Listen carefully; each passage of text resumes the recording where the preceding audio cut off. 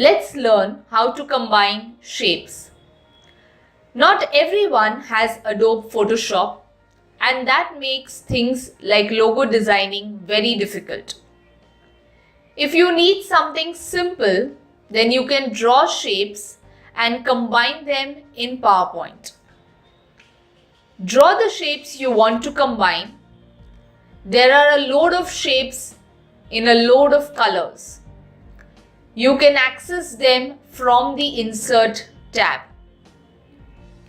Select all of the shapes you wish to combine by using Ctrl and clicking on each of the shapes.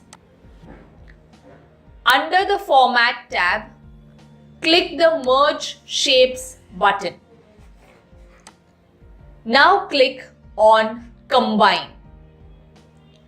Using this simple trick, you can create your own custom images to add a little pizzazz to your presentations.